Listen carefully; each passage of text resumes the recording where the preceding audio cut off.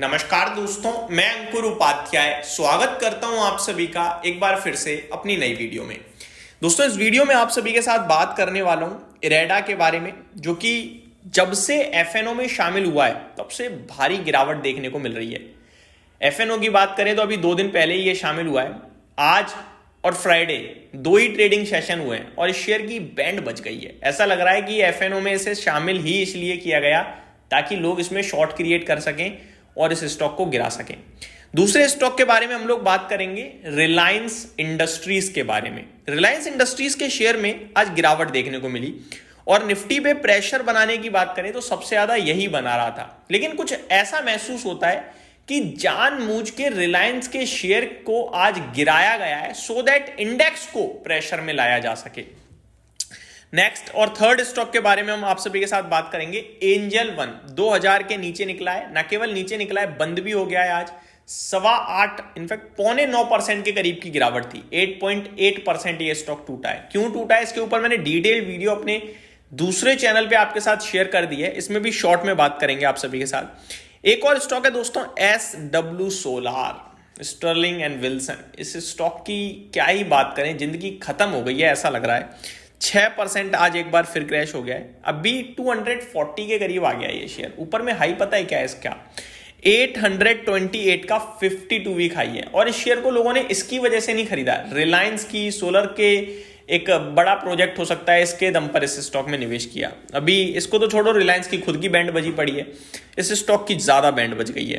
तो इन 4 स्टॉक्स के बारे में बात करने वाला हूं आप सभी के साथ ही साथ बीएससी के बारे में भी आप सभी के साथ डिस्कशन करेंगे। शुरू करते हैं एक एक करके स्टॉक्स को कवर करना। सबसे पहले रिलायंस इंडस्ट्रीज की बात करना चाहूंगा। दोस्तों, निफ्टी की बात करें तो आज निफ्टी को गिराने का जो सबसे ज्यादा काम कर रहा था वो एचडीएफसी बैंक था। 36 पॉइंट्स का कॉन्ट्रीब्यूशन है एचडीएफसी बैंक का निफ्टी को गिराने में। अगर दूसरे नंबर वाले की बात करें तो वो रिलायंस इटसेल्फ था, करीब 27 पॉइंट का कंट्रीब्यूशन दे रहा था निफ्टी को गिराने के लिए। और अगर स्टॉक की बात करें तो करीब 2% नीचे देखने को मिला है आप सभी को। आज 1174 रुपए आ गया है और आज इस स्टॉक ने फिर से एक बार 52 वीक लो हिट कर दिया है 1156 का। रिलायंस 23 के पीई के पास आकर खड़ा हो गया है। रिलायंस की बात करें तो किसी से भी पूछ लो, कोई इस स्टॉक को लेकर इस समय नेगेटिव नहीं होगा, लेकिन ये शेयर है कि चलता नहीं। इस कंपनी की बात करें तो आज ऐसा लग रहा था कि बाजार ने जो सुबह हरे निशान में कामकाज किया कुछ मिनट, उसमें बड़े ट्रेडर्स थोड़े प्रॉब्लम में आ रहे थे क्योंकि वो शॉर्ट पोजीशन बना के गए थे, डेटा दिख रहा था। तो उन्होंने हैवी वेटेज स्टॉक्स को पीटना शुरू करा, जिसकी वजह से इंडेक्स भी टूटा।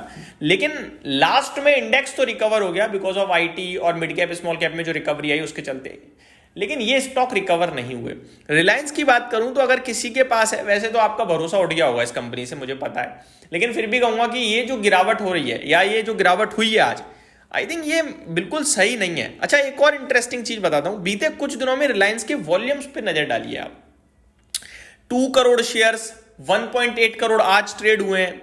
1.2 करोड़ शेयर्स का एवरेज वॉल्यूम हो गया है बीते 5 ट्रेडिंग सेशंस का। और डिलीवरी परसेंटेज पता है क्या है? डिलीवरी परसेंटेज दोस्तों 64% की है। अगर मैं बात करूं यस्टरडे यानी कि फ्राइडे के ट्रेडिंग सेशन की, ट्रेडिंग सेशन में यस्टरडे ही होगा वो, उसमें 2.3 करोड़ शेयर्स ट्रेड हुए जो कि एवरेज वॉल्यूम से डबल थे। और उसमें डिलीवरी परसेंटेज पता है क्या आई? 66%, यानी जितना ज्यादा ट्रेड उतने ज्यादा वॉल्यूम्स। उसके बावजूद आज शेयर टूटा है।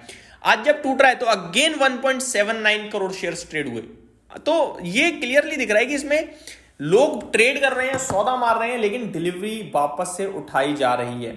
अब मैं आपके साथ कुछ और इंटरेस्टिंग चीजें भी शेयर करना चाहूंगा थोड़ी सी इस स्टॉक के बारे में। अगर वॉल्यूम्स का ही हम बात कर रहे हैं तो करीब जब ये हाईज पे था तब के थोड़े से मैं आपके साथ चीजें शेयर करता हूं।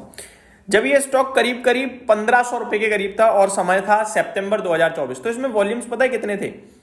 90 लाख शेयर्स, 80 लाख शेयर्स।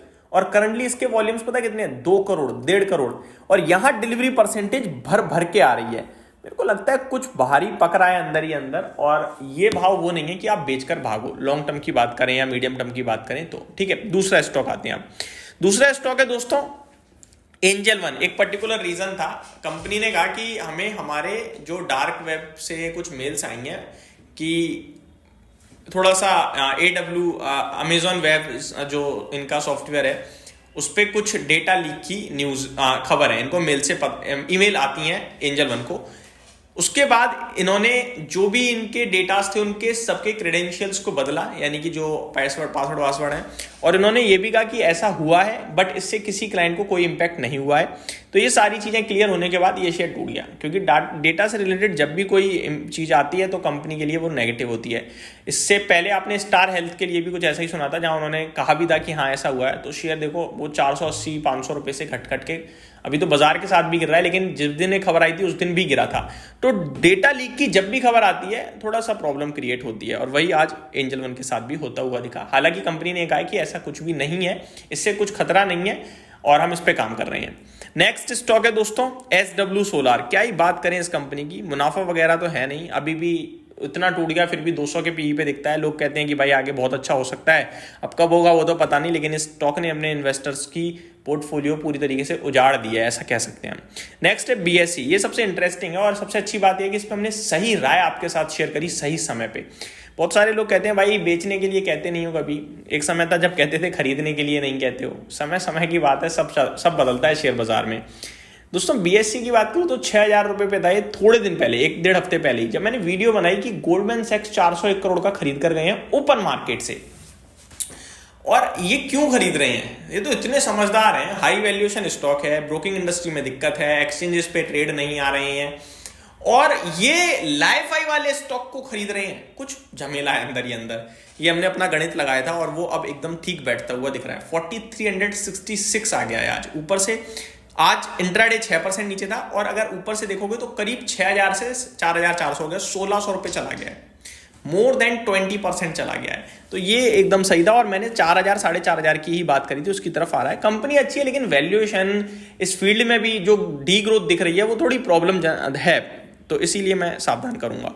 इरेडा दोस्तों 2 दिन हुए इस कंपनी को FNO में आए हुए, और 2 दिन पहले इस कंपनी का भाव करीब 175 रुपये हुआ करता था, और आज 147 हो गया है। ऊपर में 300 रुपये तक के हाई लगाए हुए हैं। 180 रुपये पे तो मैं अपने व्यूअर्स कहता था कि आएगा तो लेंगे, निवेश करेंगे, आया लिया भी, लेकिन अब क्या, अब तो मेरे से ही आप कॉन्ट्रा सवाल कर लो भाई, आप भी तो कहते थे 180 पे। ये बाजार जिस हिसाब से गिर रहा है ना, मेरे को तो ऐसे शेयर्स मिल रहे हैं जो भाव में देखना चाहता था, मतलब सोचता था ये भाव इनमें आ जाए बस कैसे भी, मैं क्या करूं, पैसा खत्म हो गया भाई। और मैं ये कैसे बोलूं कि आप लोग रुको कैसे भी करके, मेरे बस में नहीं है ना भाई, चीजें आपके खुद के बस में है। सबको लॉस हुए हैं भाई, और उम्मीद से ज्यादा स्टॉक्स टूटे हैं। इरेडा 300 रुपये 280 रुपये में कहता था बेचो, लोग कहते थे पागल है ये तो 500 हो जाएगा, मत बेचना, कोई भी पकड़ के रखना। 190 180 पे मैं कहता था इसको जरूर खरीदिएगा, एवरेज कीजिएगा। लोगों ने उठाया भी होगा बहुतों ने। आज की डेट में वही लोग उल्टा सवाल कर सकते हैं, भाई आपने फंसवा दिया, मरवा दिया, जिसमें पूरा बाजार गिरा है, मैं क्या करूं भाई। दूसरी तरफ कुछ ऐसे स्टॉक्स हैं लाइक KEI इंडस्ट्रीज, 3500 रुपये मैं चाहता था, एक खबर के चलते 3,000 आ गया। खबर यह है कि मोतीलाल ओसवाल ने ओपन मार्केट से 1% कंपनी का उठा लिया गिरावट में। सोचो, हम पे पैसा ही नहीं है भाई, क्या करें, अब हमारा लग गया भाई। वरना शेयर्स तो ऐसे ऐसे हैं जो आप सोच नहीं सकते, जो भाव आ गए हैं कंपनियों के। मैं ऐसे पढ़ने बैठता हूं ना कि कंपनी का इतना काम, इतना सब कुछ, और भाव केवल पिटाई की वजह से। तो ये मैं तो ये कहूंगा कुछ क्वालिटी स्टॉक्स में ना मौके बन रहे हैं। अब ये कितना गिरेगा भाई इसकी नहीं कह सकते हम, जब चलता है तब भी नहीं कह पाते हैं। यही कह सकता हूं मैं आपसे कि समय खराब है, लेकिन कंपनियां अगर अच्छी ले रखी हैं तो उन पर भरोसा रखिएगा यार, बस इतना ही कहूंगा। यही समाप्त करते हैं इस वीडियो को। Thank you so much for watching this video. Have a great day guys.